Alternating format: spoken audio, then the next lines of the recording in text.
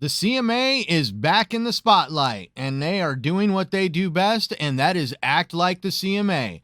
And of course, Microsoft is mounting another legal battle to challenge their ideals in front of the CAT tribunal, which can only mean one thing, that the whole saga of the Activision Microsoft buyout is coming to its final dramatic conclusion, and we will discuss it right now.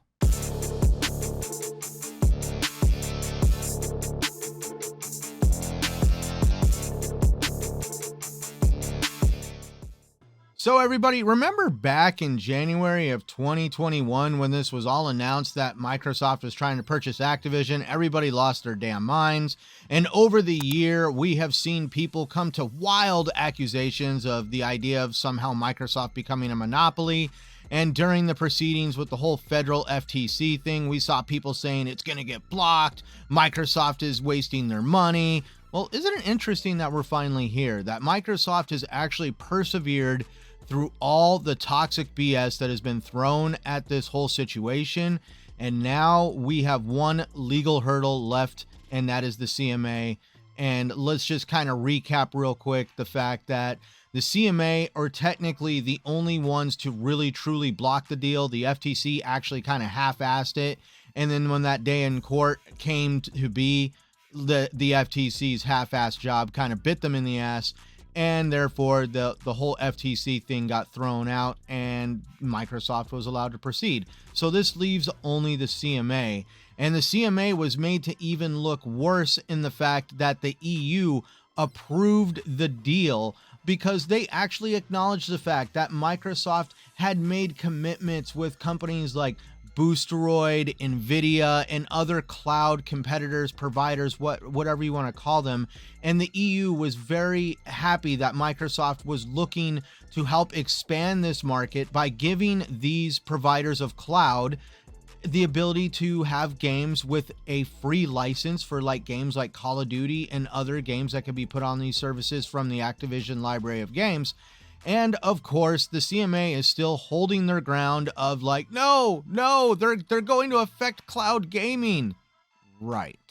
So Microsoft has now submitted a change of circumstances document with the CMA and the CAT tribunal, and they want the deal to be reconsidered for approval in the UK economy.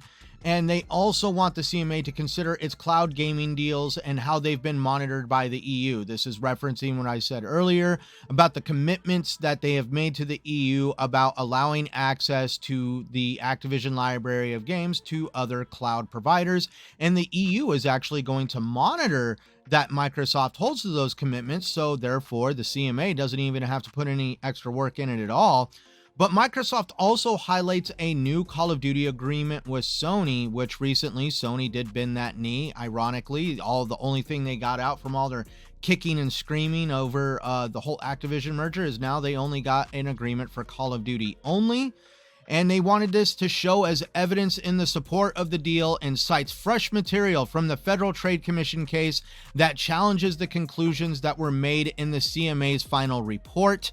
And then obviously, like, the FTC was the last stronghold that the CMA had in their favor to kind of block the deal. But we all saw recently that the FTC kind of really did not show up to the fight in that one with a really solid argument.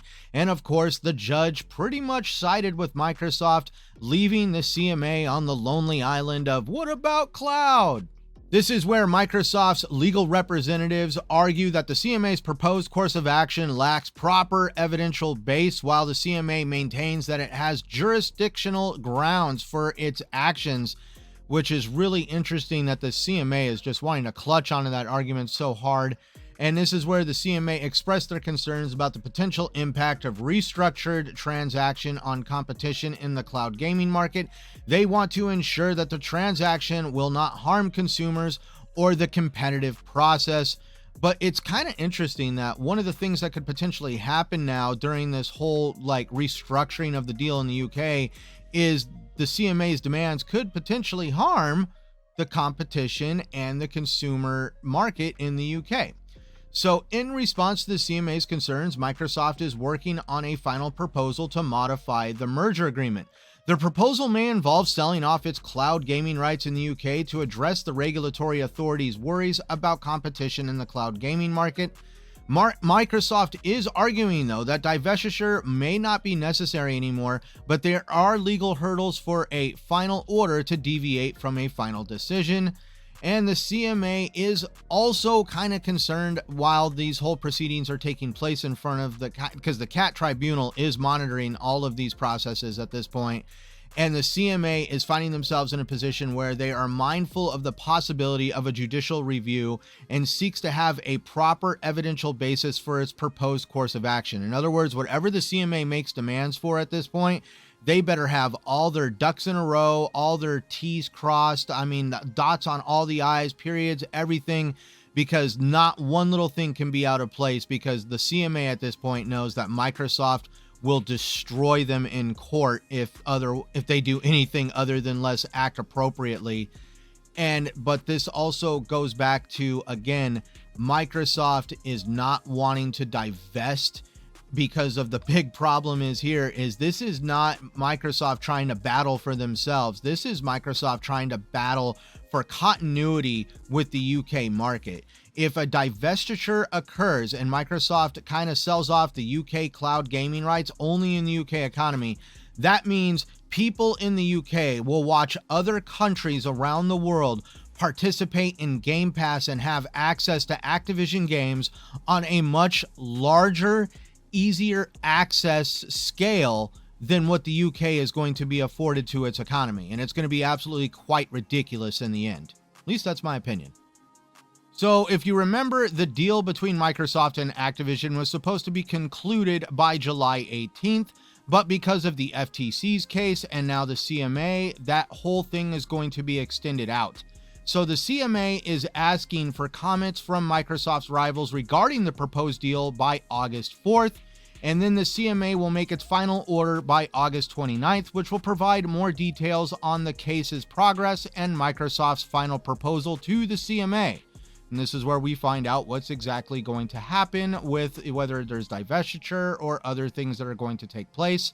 But because of this, Microsoft and Activision have mutually agreed to an extension of the deal to a new deadline of October 18th of this year, which means that finally we will be able to get this whole thing out of the news cycle and find out exactly what this deal is going to look like for gaming consumers all around the world, including the UK.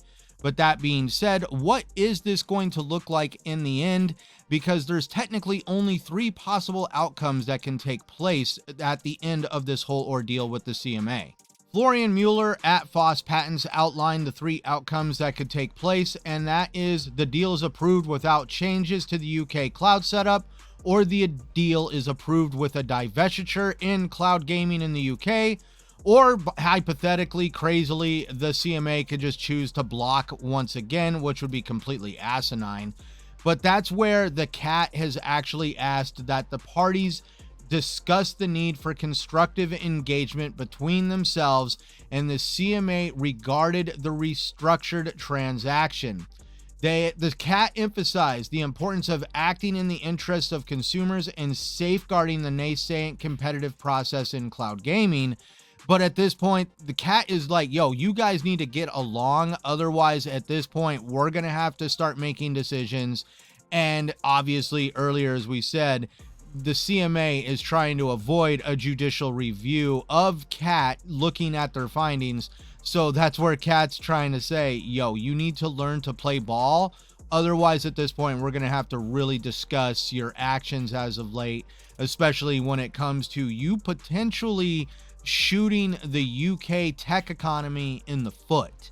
So everybody, I just want to take a quick moment to thank you all for always tuning in. I appreciate any amount of time that you invest into listening to me ramble on.